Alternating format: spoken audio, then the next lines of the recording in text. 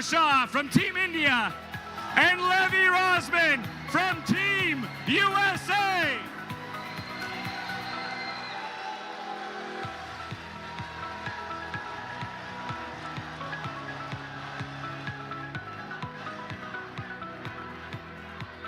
Now you two are no strangers to having major audiences in your own way. But typically you interact through your audiences through the internet, across a screen, having that barrier. Sorry, let me get out of your way then. Fine, stare each other down. Let's go. But no, my question to you, Sagar, is while you can't necessarily get it done for Team India, you can wipe that little smirk off that man's face. So how do you intend to do it? Right now, I'm just staring into his soul, and there's nothing to lose. Let's go. All right. Well, Levy, I did take a moment to watch some of your content this week leading up to the event, and you were talking a little bit about prep and going through some of your previous matches here with Sagar. And you said, well, look, if I don't prep and I don't know what I'm going to do, there's no way he can counter me. Is that what you're coming in with, or do you have a secret strategy in the bank? I still don't know my first move, and I won't know it until my hand decides it for me. I would even let Sagar pick my first move, but... Now the gauntlet's been thrown, and I'm going to take my own liberties to say that we'll allow it if you choose to accept, but that is entirely on you. Do you want to pick his first move or no?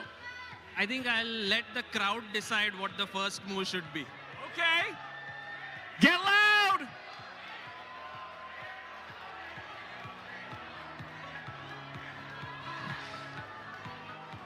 Are you hearing one move above the rest?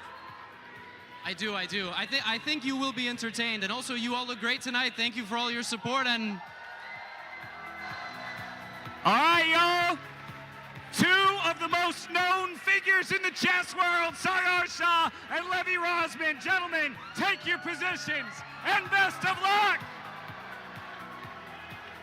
I was not expecting this from Levy, and maybe it's because USA's won the match that he feels like he can get away with anything, but I do think that Levy cares, and I really think he wants to show Sagar who's the boss in the YouTube world.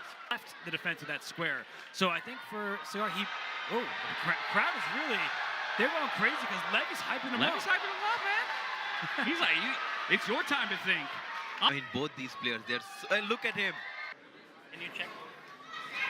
If you want, or you're going to go for it anyway? No, I just want to know if it's a draw or when I make the move, it's a draw. Okay. I think it's when he makes the move, but... Leonard, can you check that for me? The play is under review.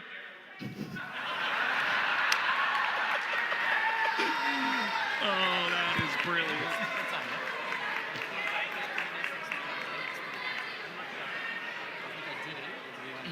Leonard, do you have a draw?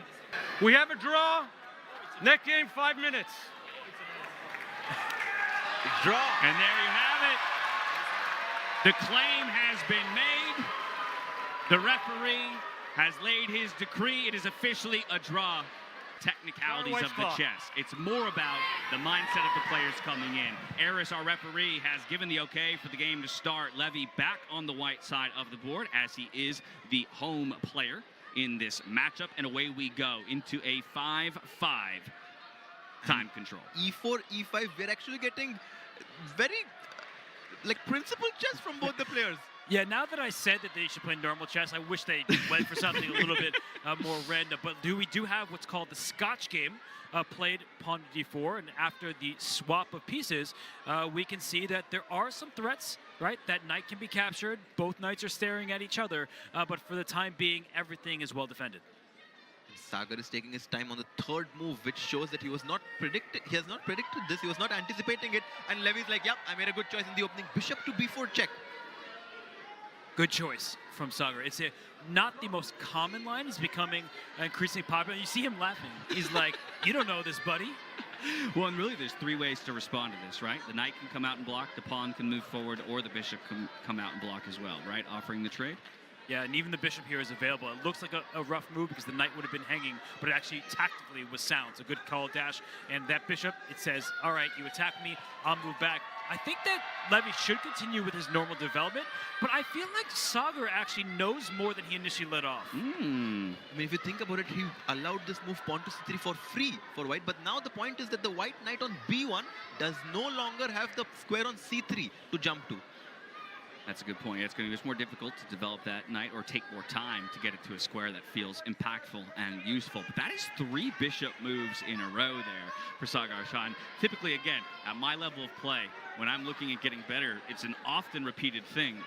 Early in the game, development is more important, and what hinders that is having to move the same piece multiple times. I've effectively given you 3 moves to develop, and even still, only 2 of my minor pieces are out on the board. When you have millions of subscribers on YouTube, you can get away with breaking whatever you principles. want. That's actually what they say. It's not, learn enough and then you can get rid of them. It's just get all those YouTube subscribers. But in all seriousness, what Harshit said was a really good point. He provoked this move c2 to c3 to take away that knight's access, so white cannot as easily develop.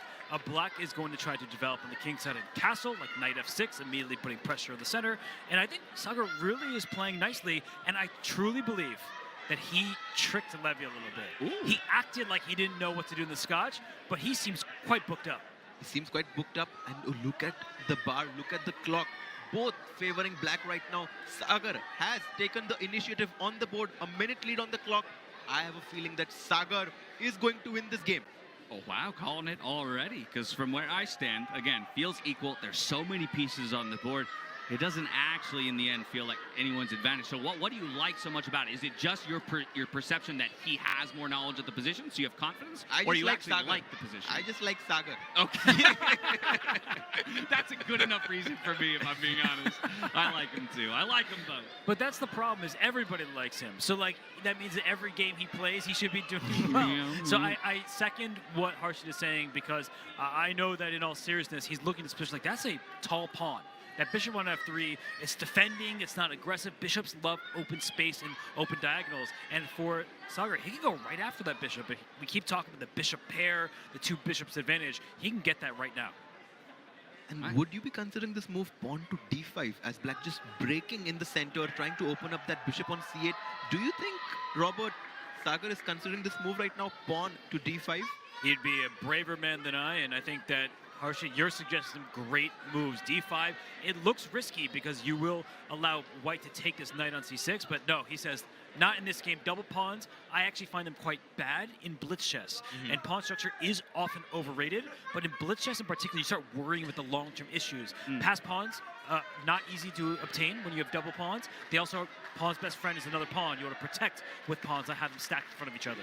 That's interesting. That almost goes counter to what I maybe would have thought. I would have thought, to a degree, in the faster time controls, you could take, more risks or have maybe quote-unquote worse positions because everybody's moving with imperfect knowledge and not enough time to calculate.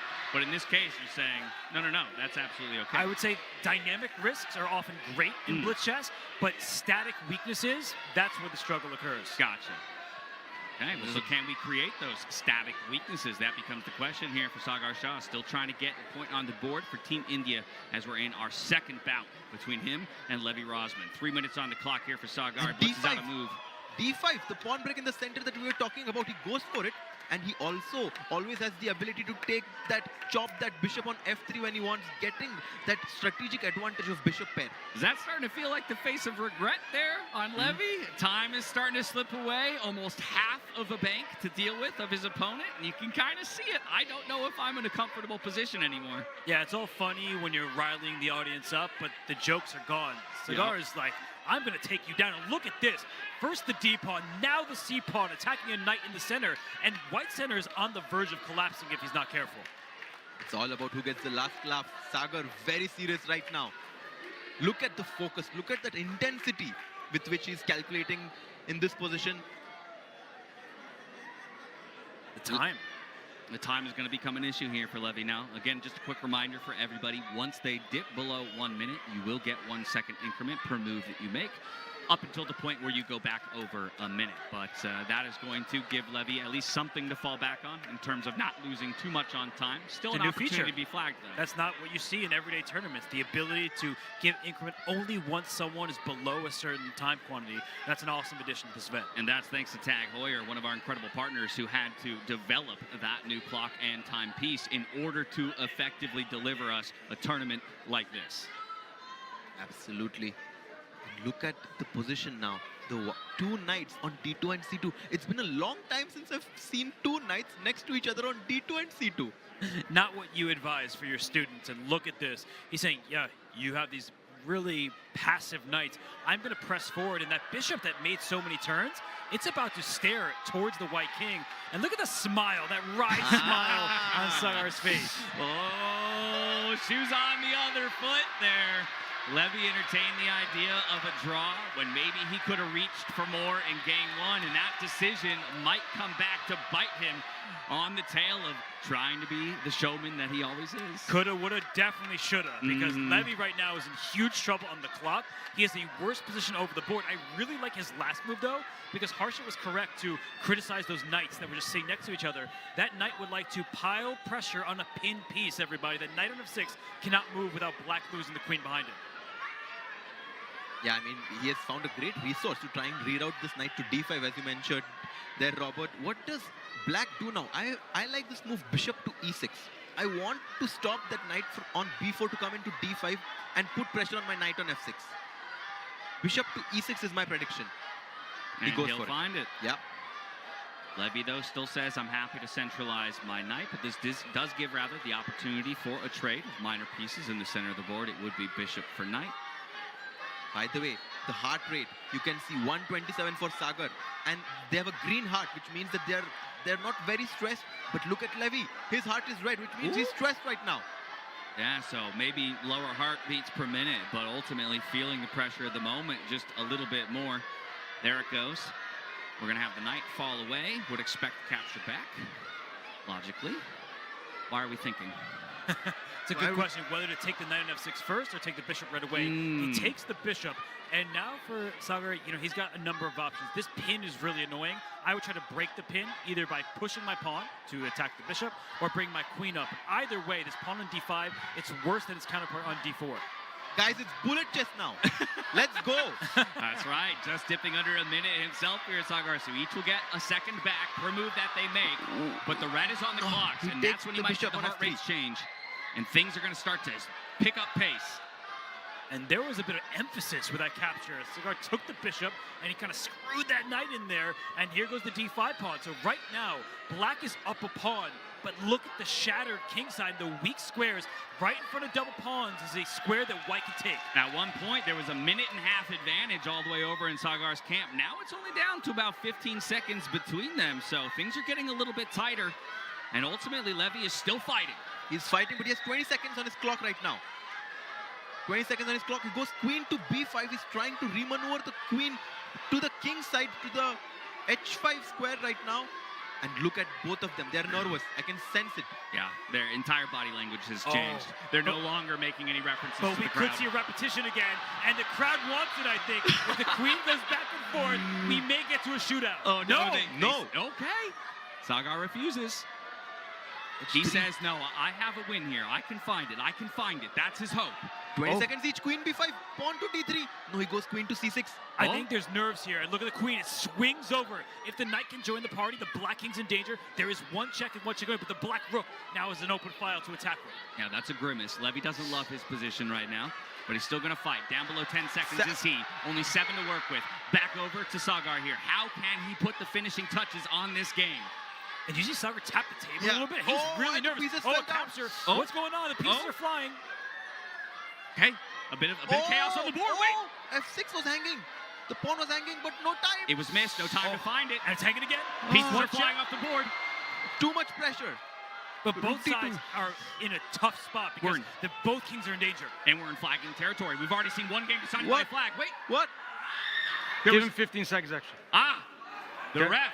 The ref has stepped White's in. next, right? 15 seconds awarded Huh? to Just move? Okay. Levy, likely because of that Start mix-up black of pieces. Yep. It ate into Levy's time. That is a part of the rule set here. The referee has the ability to give 15 seconds to a player if their time was chewed into due to the play of another person. So Sagar here now with only 1 second to go. He's got to make a move, and he does.